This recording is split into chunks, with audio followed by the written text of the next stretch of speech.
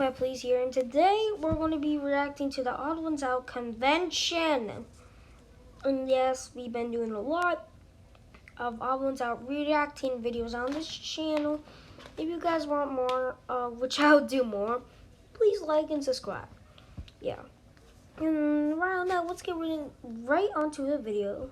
If you're one of those kids that spends too much time on that darn computer machine, then conventions are a great place to get the... My brother spends hours playing Roblox on his computer.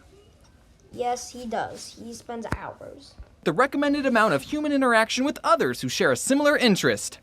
Or at least they were. You might have seen some conventions in the news recently, you know, the ones like VidCon, Comic-Con, and E3. But did you know there's conventions for all sorts of different things, like coin collecting, pens, and degenerates? And C2E2. Oh my.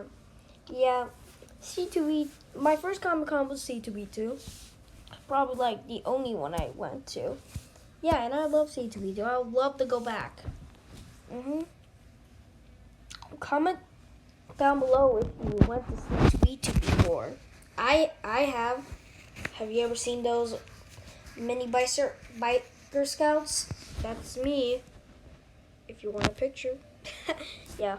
Alright, let's go on to the video now. First convention I ever went to was in Arizona called Phoenix Comic-Con. I was 16 years old, and it, no exaggeration, changed my life. I had heard a lot about geek culture online, but Phoenix Comic-Con was the very first time I witnessed it in its fullest. I was a very sheltered kid. It was the first time I'd seen a brony and a furry and whatever this is in the wild. Not fair. That changes a person. I was told that it was not cool to like geeky things, and as a 16-year-old, I tried really hard to make it seem like I didn't secretly like them.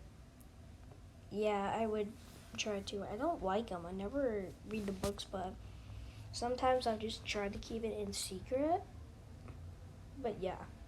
A bunch of geeky things. But people at Comic-Con just embrace nerd culture like they didn't care what people thought of them or something. Is that allowed? I guess when I was 16, I was hyper desperate to receive everyone's approval. I was so hyper desperate that while walking around my first convention, I was stressing out that I wasn't in cosplay. Oh, all these pop culture characters are judging me because I'm not wearing any makeup. To this day, I still haven't ever cosplayed, but it looks like a lot of fun. If I did cosplay, I would want to go as this quadrupedic horse. Also Spark from Pokemon Go. I went to one panel called How to Make Steampunk Weapons, but instead of teaching us how to weld real-life weapons powered by steam, the people on the panel taught us how to paint Nerf guns to make them look like they were powered. Okay, that would just suck right now. That would be kind of like a waste of money. It could have been a gun. It could have been one of those guns where it's like, not a Nerf gun, but they can make a gun, then once you shoot it, it makes a little noise like pew pew or something. Yeah, that's just stupid, just to paint a Nerf gun, which is supposed to be like one of those guns. Yeah, it's stupid. Powered by steam. And that was, no exaggeration, the most disappointing panel I've ever been to. Yeah. There was also a panel for bronies, but I was too chicken to go. Did I mention that my grandfather, who I'm named after, got drafted into World War II when he was 18? He fought in a war so I could go to a comic convention and be too nervous to talk to bronies. What a different life we had. At most conventions, people in the expo hall will sell a lot of super cool unlicensed merchandise. Yeah, a lot of artists will sell prints and plushies and oven mitts with characters and titles. Okay, the plushies were my favorite parts. Mostly at C2E2, I just get the Legos. Lego Star Wars something, or some other characters. Yeah, I sometimes get plushies. Yeah. They probably didn't get the license to sell, but if it's at a convention or on Etsy, then for some reason it's okay. I've always felt weird about buying that type of merch. On one hand, you shouldn't be allowed to make money off of someone else's intellectual property without the owner's consent. But on the other hand, look at this cool Bowser wallet, Bowser print, and Bowser bandana that I own. And this body pillow. It's so... Okay, so James watches anime. Cool. The moral gray area because the people buying this type of merch are the hardcore fans. They know of the property these characters came from. They probably already own licensed merch of the character. The artist isn't claiming to have created the character either. It's a mutual understanding between buyer and seller that we both think Bowser is cool and we just want to buy as much merch as possible. You kind of have to take it on a case-by-case basis, but let me just say this to get it out there. You're not allowed to sell bootlegged Odd Ones Out merch. Phoenix Comic-Con actually had to change the name of their convention to Phoenix Fan Fusion because the people at the San Diego Comic-Con didn't like that Phoenix was stealing their name, so these conventions that don't care about stealing other people's copyright are forcing others to respect their copyright. Interesting. As some of you may know, since 2012, I have become a little more successful. And in 2019, I got invited to be a guest at Phoenix Fan Fusion, which is my home convention. The really crazy part is the convention put me in the celebrity line, like next to the people where you have to pay for photos and autographs. I didn't charge my fans for anything, so that made Yep, if you do stuff for free, my line then appear you're a gonna get lot the longer big than others. line. And my line was, no exaggeration, right next to my Jeff God. Goldblum's line. I was gonna make eye contact. That guy from Jurassic Park? I seen him. With Jeff Goldblum. Jeff showed up for a couple hours on Saturday, and when he came out from backstage, everyone in his line and my line started wooing and clapping, and even I was like,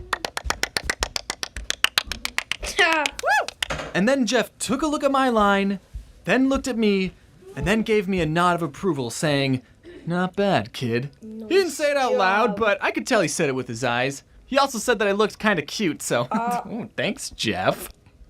Gay alert. The first time I went to VidCon, that also, no exaggeration, changed my life. Again, it was the first time I met all these YouTubers that I've been watching for years, and okay, I'll admit, at first I was kind of fanboy-y, but I've gotten completely desensitized meeting other YouTubers and feel no joy anymore. When I meet another YouTuber, I say, "Oh, you make videos in your bedroom? Me too." Nice. People know that you're a bedwetter too, right? No?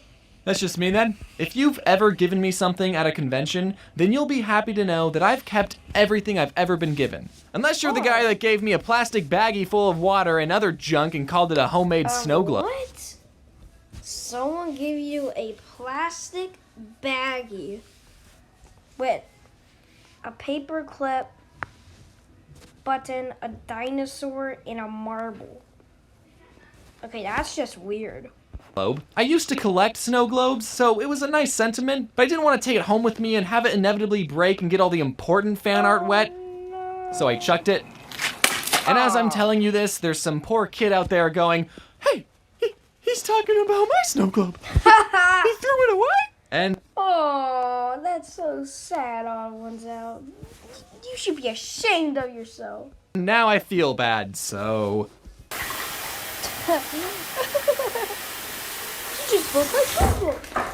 Here, I'll mail this to you and you can get a taste of your own medicine. I don't know why this is such a popular question, but a lot of times people will ask me, what's the weirdest... He would probably subscribe to you then, James. Yeah.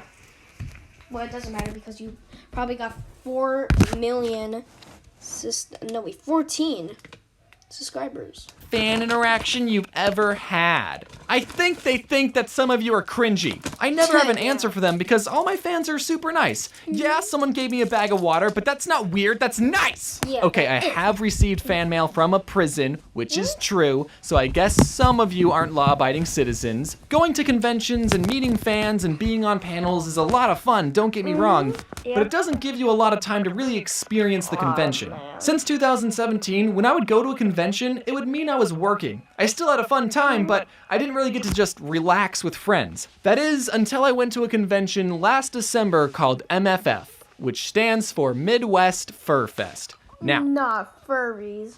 James, did you go to a furry convention? Well, I went with some friends to a furry convention so that I could actually enjoy a convention and not have to work. Although I still got recognized even though I was wearing a disguise. Furries are very touchy people, I've learned. Not touchy as in overly sensitive. Well, some probably are. But they're also literally touchy. Let me tell you where I'm at in my life. Yeah, furries are not scary, but they're annoying.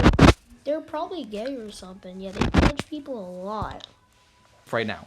Last December, I was in an elevator full of furries, and if my grandpa could see me now, he would probably be frowning. Or smiling, I don't know, I don't judge. We were all crowded in, there was a moose breathing down my neck, and we stopped at a floor because more furries wanted to come in. So I backed up to make more room, but I backed up a little too close to the moose, and he grabbed my hips, and I went, "Ah!" In my mind, I didn't say it out loud. In real life, I went, So that was probably the weirdest fan experience I've had, if you were still wondering. I don't know if he was a fan of my YouTube, but he was definitely a fan of my body. Yep. Or he was drunk. I don't know. Again, I don't judge. I was debating on whether or not I should include this story, but I think it would be a good lesson for everyone to hear. Here's my James PSA. This message is for everyone, and especially furries. Don't touch people without their permission. In the moment, I stayed quiet, but that sort of behavior isn't okay and I should have spoken out. Hopefully, most of you are mindful of other people's personal space. However, at least one of you went to prison, so I don't know. Overall, it was the best ironic trip ever. At the end of the day, conventions are a lot of fun, and I really, really miss going to them. And when it's safe to do so again, I recommend you try and go to one you're interested in. And Grandpa, I'm sorry if I disappointed you. Hello, everyone. I hope you all aren't going too... That was today's video, guys. I hope you guys enjoy. I'm gonna go. I'll hit you up with another video. And by the way, peace out. Good.